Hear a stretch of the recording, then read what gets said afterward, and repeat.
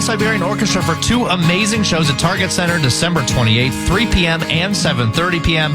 Tickets on sale now. Get complete show details, including a link to buy tickets, KFAN.com. Keyword calendar.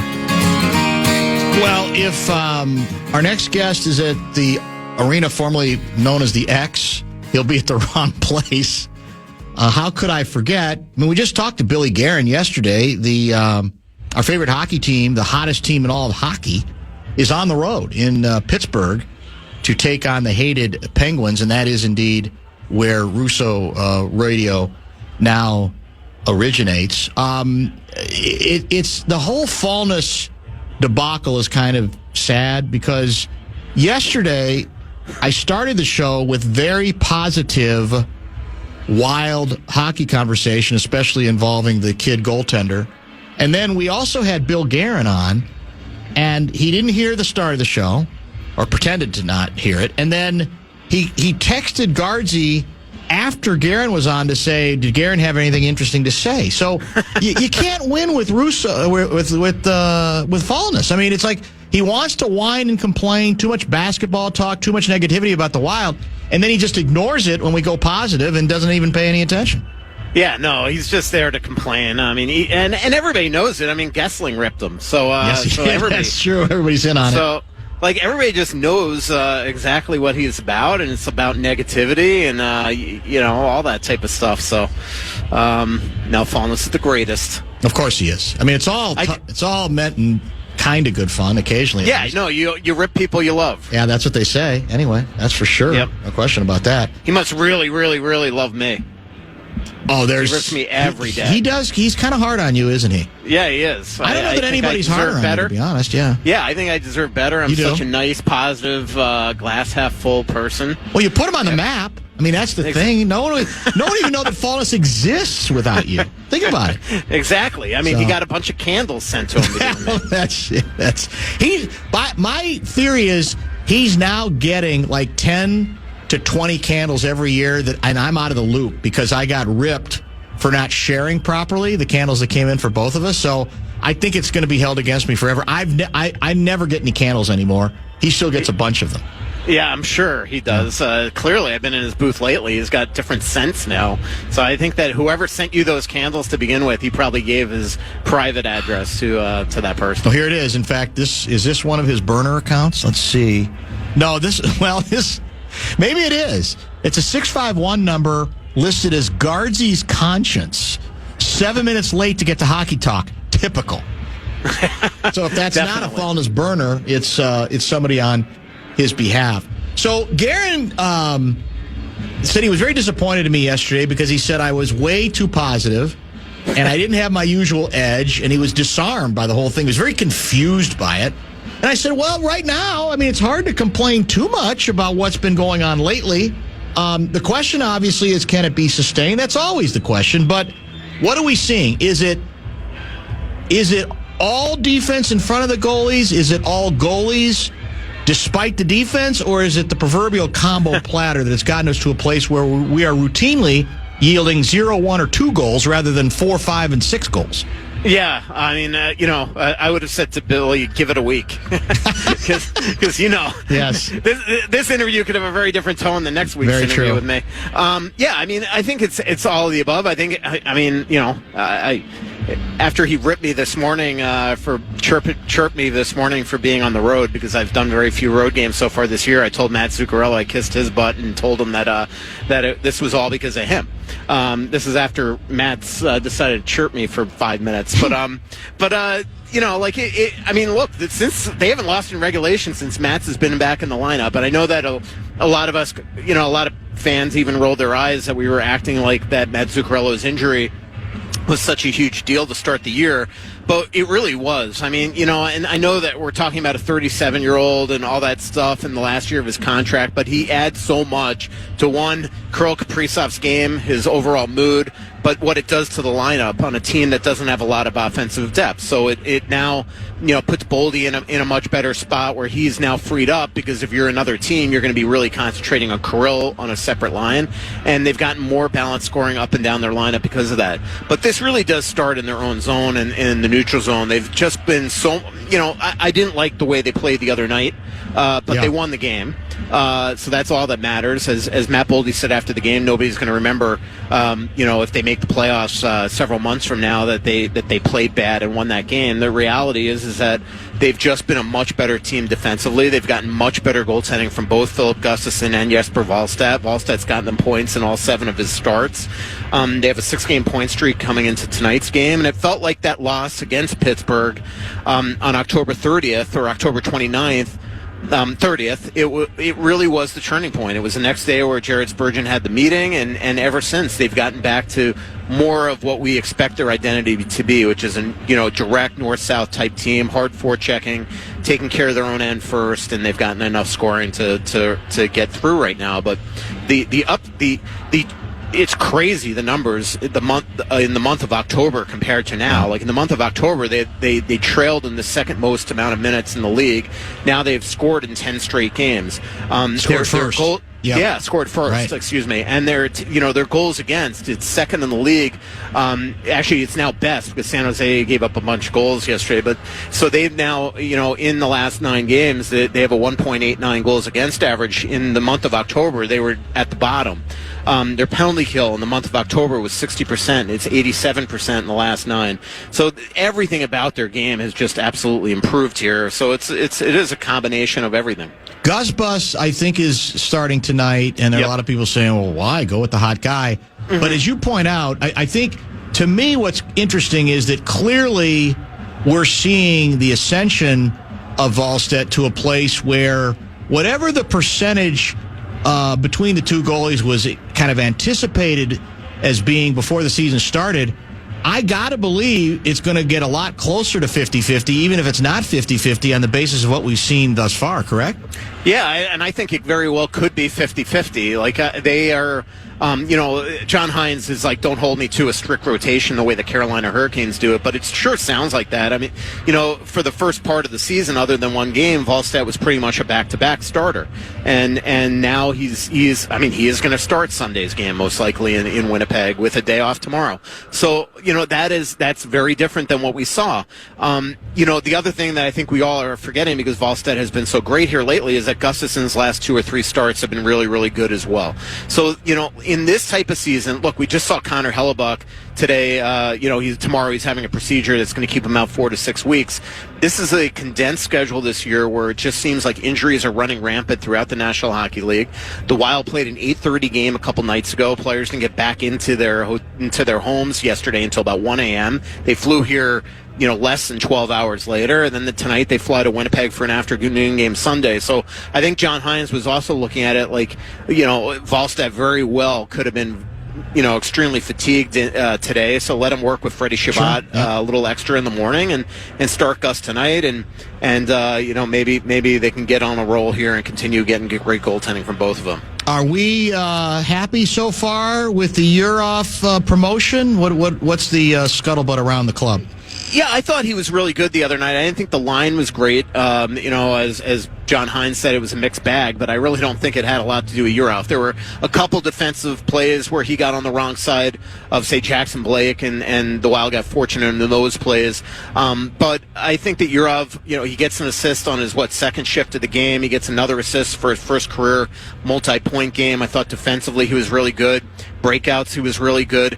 And supporting those two, he was really good. So I thought it was a really, quality first game for a guy that was seeing elevated ice time that could have easily deferred to two great veterans in Kaprizov and Zuccarello, but I thought he fit in really well there. I love what I'm seeing off the ice today. I mean, that's the one thing I do like about being on the road, is you get to see things that you don't get to see at Trio Rink, because, you only get a certain amount of access there. But here, the guys had an 11:50 bus, and who's still working out together, at 11:51 it's Yurov and Kaprizov. So it just feels like Kaprizov is just taking this kid under his wing. You could tell how much Yurov absolutely respects Kirill, and that's the type of leadership that you really want from a superstar for a young rookie. The closest I got to getting Guerin going yesterday it was about Yurov, and I said, well, are you guys going to you're going to let him play through the occasional mistake? I mean, you can't.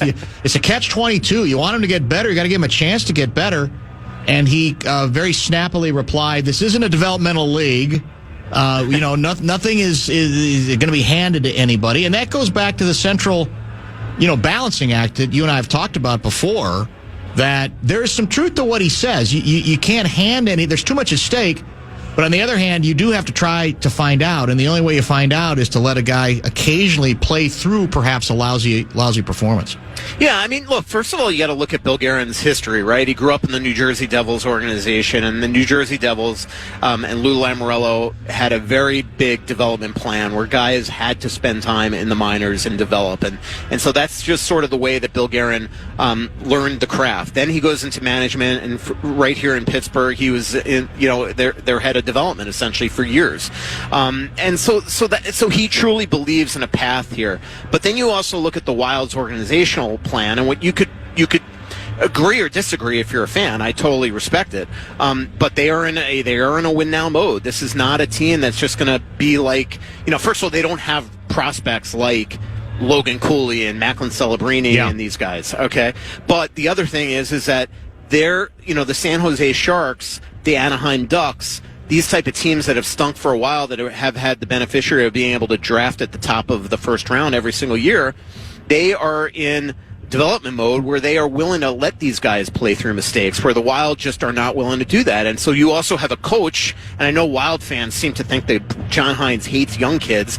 Matt Boldy absolutely soared under John Hines. Marco Rossi had his best couple years under John Hines. He's playing Z Boyum in on a number one power play. I mean, there's only so many kids that you could play and give them a ton of time. So you have to bide your time, and then you wait for injuries. And now Danilo Yurov, because of the Marco Rossi and Ryan Hartman injuries, is having this opportunity.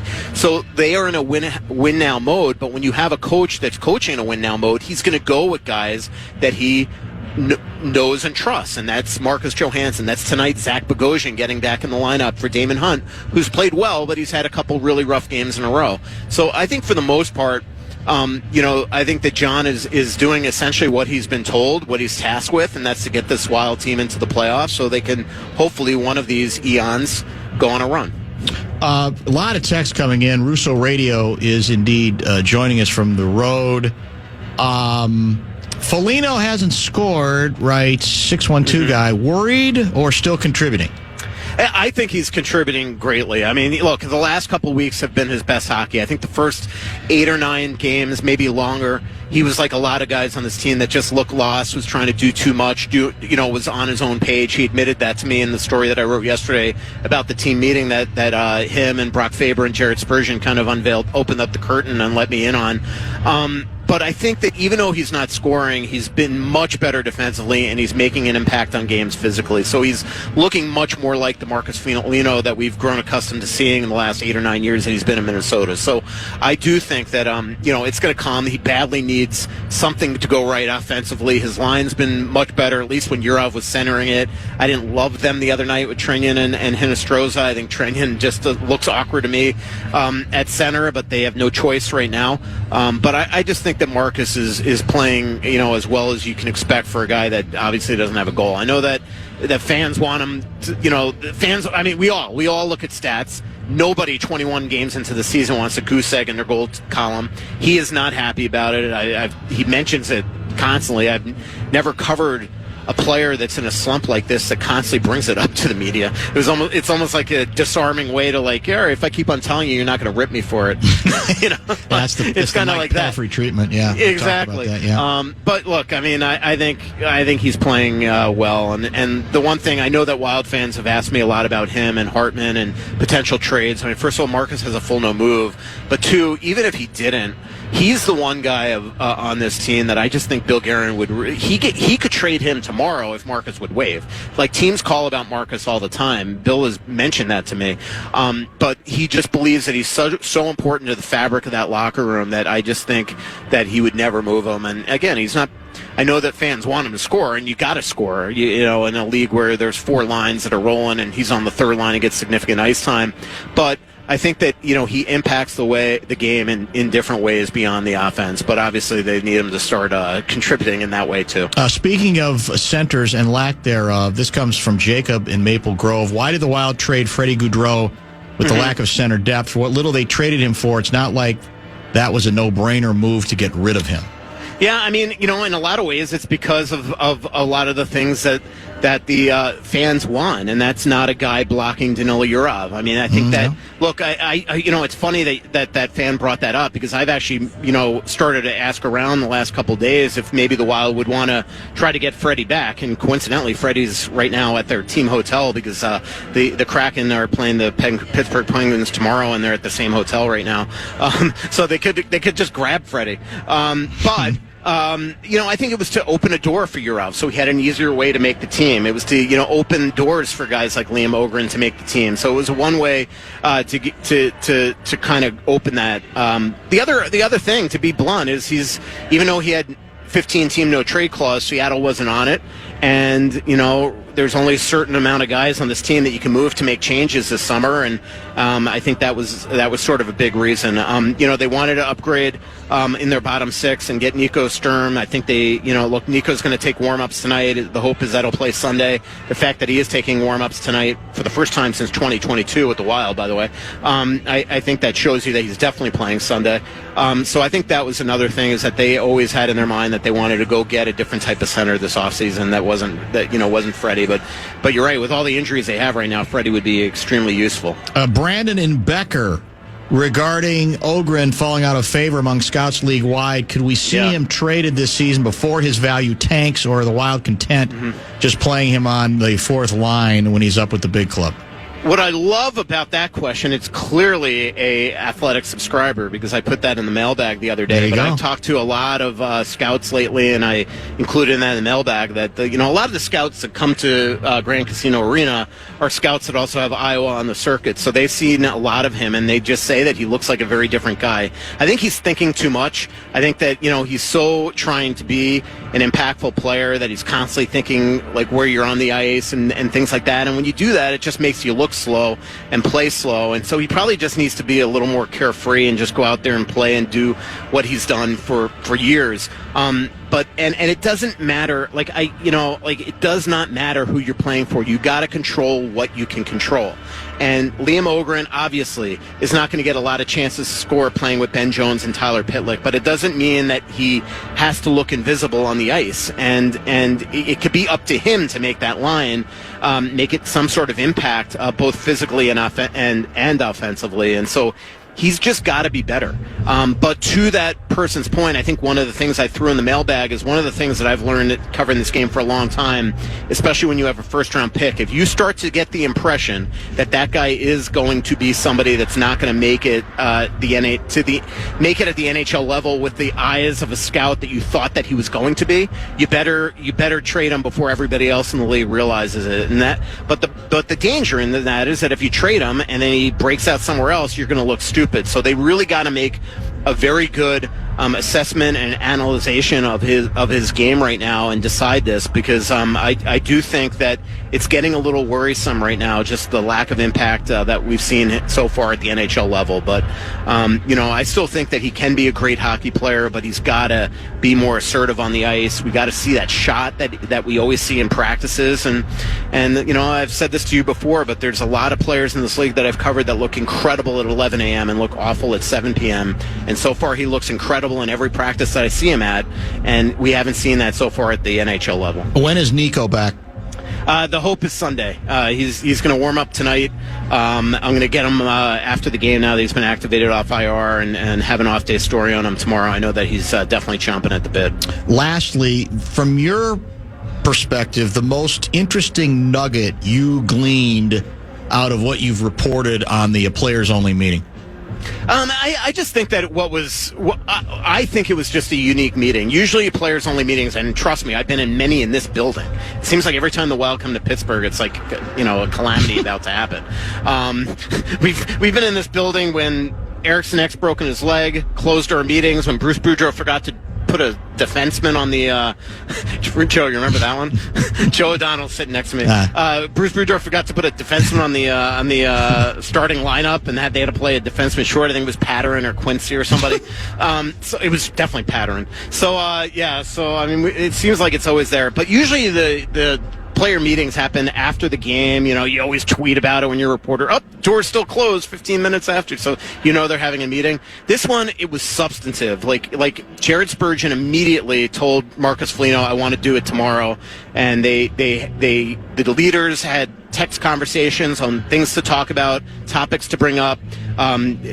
Jared and John Hines had a conversation about things that Jared was seeing and wanted to bring up in this meeting, and then everybody talked. And it was typical Jared Spurgeon, like a very positive meeting, but it was, in other words, let's get our head out of your what and start playing more like ourselves. So I thought that, I was really, like, Faber was really, really good in the story. So if you're an Athletic subscriber or want to be an Athletic subscriber, read that story, because Faber really opened the door, and Foligno and Spurgeon really echoed the things that he was saying. And I think it's a real big reason why a lot of these guys are playing great. Like, Faber's playing his best hockey this season. And what I love about Spurgeon, and fans don't always see it because he's so quiet, is that when he speaks, it actually means something. But then he backs it up with his play. Like, he has not been scored on 5-on-5 in 160 minutes. That's ridiculous for a defenseman. And so he doesn't just say things and for no real meaning. And I think that's really what's helped this team kind of turn it around. Good work. Have fun tonight, and we will talk soon. Thank you. All right, see ya. Everybody be nice to Fallness. Yeah, I guess maybe we all should. Thing. Yeah, that's very important. Russo Radio, live from Pittsburgh. That game can be heard tonight on the flagship, FM 100.3, The Fan, pretty close to immediately after we're done at 6, correct? And on the Timberwolves channel, you'll have available to you the Wolves in Phoenix. That's an NBA Cup game tonight. The Wolves and the Suns. I think you mentioned it's a 8 o'clock or so tap. So let's pause. We'll get caught up. We'll get to some good reaction via the text line, and maybe revisit the Vikings-Packers story in our final 30 minutes. So lots to get to before we wrap things up at the top of the hour. The Vikings are teaming up for Toys for Tots. You can join us live at Shields and Eden Prairie Tuesday, December 2nd from 5:30 a.m. to 6:30 p.m. for our annual broadcast presented by Unreal. You can bring a toy, spread some joy. If you're one of the first 50 donors to each show, you'll score a sweet KFAN Unreal Winter Beanie. Details now, KFAN.com/toys.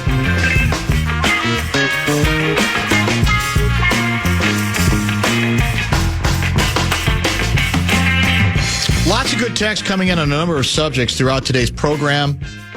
Guardsy will be back with us on Monday, I believe. He's probably already landed by now in the greater Chicagoland area. Gophers will play Northwestern at Wrigley Field. That's an 11 o'clock tap, which can be heard on the flagship tomorrow morning. Pregame show will begin at 9 o'clock. And we had a long conversation with Ben Gessling on the development of J.J. McCarthy. It's the story that easily dominates coverage and should, quite frankly. I know there are folks out there who weary of it, but that's the story. There's a reason that you're hearing so much about it, is that as much as some people complain about wall-to-wall coverage on it, the fact of the matter is it's 80% of what people want to talk about regarding this team right now, no matter what your position is on McCarthy, the team's situation, what they should do going into the future, etc. And Matt, who's also AKA I'll Hang Up and Listen guy, wrote, "Let's be real with the JJ talk, Dan. The average fan and critical media types just don't have the patience to wait if young quarterbacks are very erratic. But the only way to have a multi-year championship window is with a franchise quarterback, so the impatient folks are just going to have to deal with it because the grown-ups are running the show. I'll hang up and listen." He's not wrong, but he's conveniently leaving one nugget out that makes his point a little less relevant, I would say. The issue, and, again, no one can say that we're only bringing this up now. We warned Hang Up and Listen guy and many others through training camp, really through much of the summer and into training camp, that there was going to be inevitably an inherent unfairness to the expectation level for McCarthy immediately. And it was set up by the decision-making from the franchise itself, from the people who run this franchise. The Vikings, as I said with Ben Gessling, in an odd sense, it was their misfortune to finish 14-3 a year ago. And it's hard after a 14-3 season, even one that ended with a first-round playoff loss, to then say, we're going with the kid quarterback. We think, like with many young quarterbacks, especially one as young as he is, chronologically speaking, too, it's going to be bumpy. We accept that and understand that, but we think the payoff is going to be big time for the next 10 years for this team. So therefore, we're never going to say we're not trying to win games, but we are saying that it may not be all that easy for us to compete this season. Impossible message to deliver, especially when you spend the offseason spending the amount of money on free agents, aging free agents, I might add, not young free agents, aging free agents, to try to flesh out, to help the roster. And I know what their thinking was. It was sound on one level. The thinking was, look, what's the best way to ease the pain of the ups and downs of JJ and perhaps make it easier for him to slide in and have some measure of effectiveness, infrastructure around him, an improved offensive line that will help with protection, adding another running back, meaning, at least in theory, that we're going to run the ball more often. We're going to go to more of a controlled passing game. Even defensively, with the additions to the interior part of the defensive line, it was, why can't we build on what we did a year ago, which was to have a top 5 defense, top 5 scoring defense. So you do all those things. The message you're delivering is that you expect to compete this year. And I honestly believe that the Vikings, KOC included, thought that he could quarterback whisper JJ enough through season 1 that he would not be the reason the Vikings struggled, or a significant reason, that he might not always be able to, win games or be a consistently great quarterback, but that he would be, when he wasn't that good, he would be pulled along by all of the other infrastructure that has indeed been built.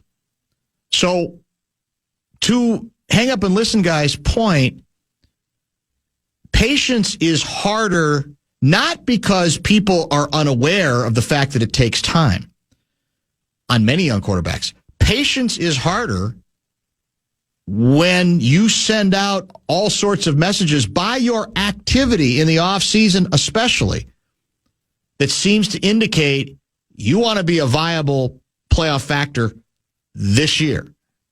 So I honestly believe that the miscalculation was they either convinced themselves by arrogance, hubris, or even belief that this could be one of those situations where McCarthy was good to very good almost from the beginning of his career. It's always easier, I guess I should say, to exercise patience when you don't think there's anything at stake. If you're a team that is worthy of winning 7 games, maybe even 8 games, then it's easy to say, well, where are we going? Let's play it out. There's going to be some highs and definitely some lows. No one will convince me that they thought the lows were going to be this low with him, as often as they have been, even with the games that he obviously did. He hasn't played in that many games. That's, I think, the fatal flaw regarding what Hang Up and Listen guy said. It's not being a critical media type doesn't mean that you can't see what, for example, the Packers have done, what New England did a year ago in basically a season that was kind of a throwaway season, throwing the QB out there, what the Bears did with Caleb Williams last year. We can see it. Absolutely see it. They conveyed a series of messages that I think unwittingly contributed to the impatience, the unusual level of impatience that's been shown in the case of McCarthy, because they didn't think there would have to be a need to throw away any season, including this one. That's the disconnect here. And I think that's largely what's happened. And a lot of it, as I said earlier, is probably unfair to the kid, in all honesty. I put it more on their evaluation of him than I put it on him. He is what he is at this point.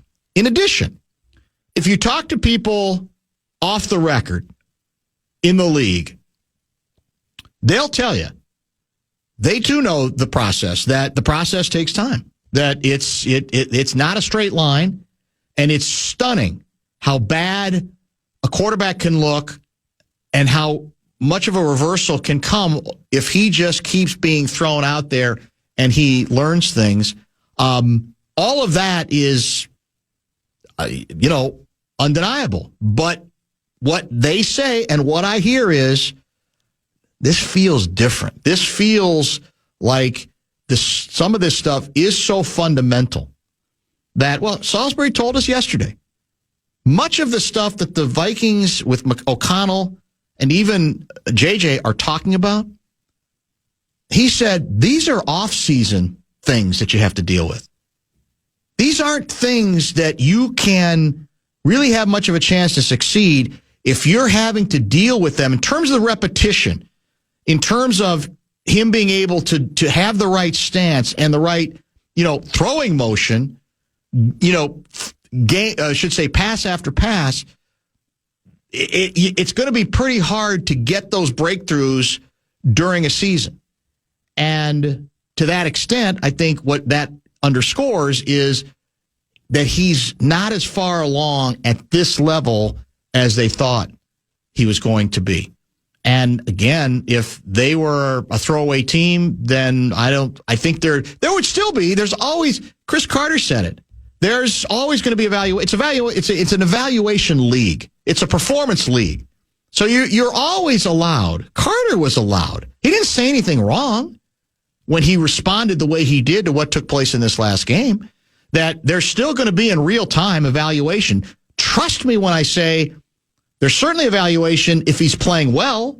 There are people who are going to want to project, look what he's showing. So even though you could say, well, what's he really proven? Because he's got to prove he can do that again and again and again. So that would be my answer, long-winded as usual, to I'll hang up and listen guy, that sure, there's, among some fans, people are always going to be too impatient. But it was inevitable there was going to be impatience here because the Vikings themselves conveyed the notion they thought they could pull this off from year one. And I think so far they have been proven incorrect. Now, he's still got time the rest of the season, and we follow the story on this show, and we'll see indeed where it goes. But I think that is all of what needs to be factored in to this conversation as well. We've talked about this for a while, but I think it's important to sort of review it particularly at a time like this. Let's get caught up. One more segment. We'll wrap up the program. Remind you of a very good guest lineup today and what we have coming up later tonight here in the Fan. It's the Bumper to Bumper Show Wrap. It's brought to you by American Pressure. Here's the other piece that should be disturbing even to the McBobos who say, patience, can't panic. The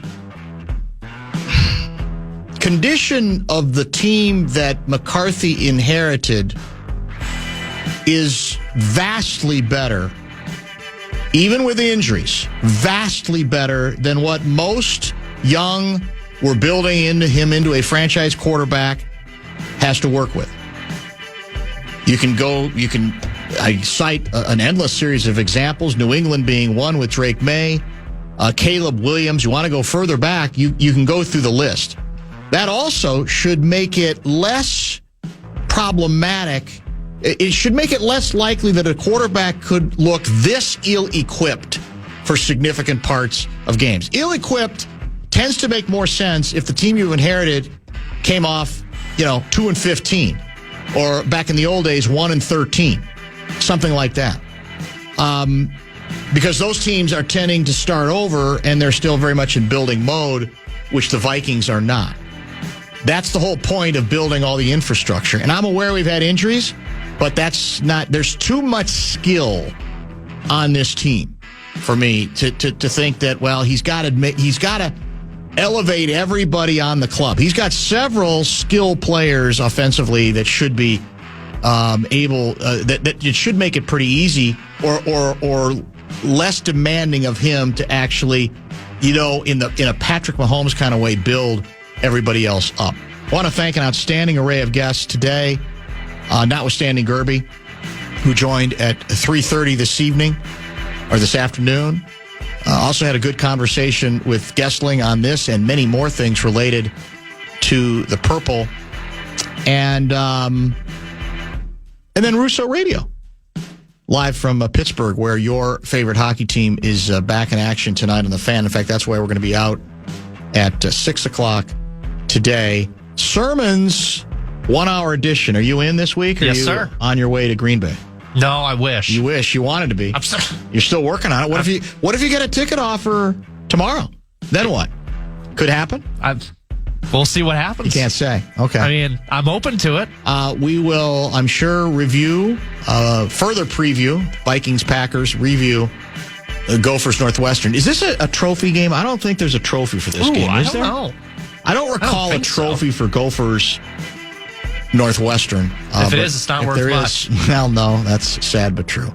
And who knows what else? Who knows what else we'll cover? It'll be a 1 hour show with the Vikings Packers scheduled for high noon, and all the pregame show action will follow us at 10 o'clock. That will be on Saturday. I don't think you have to worry much about Hoosier Hotline this week because the Hoosiers are off.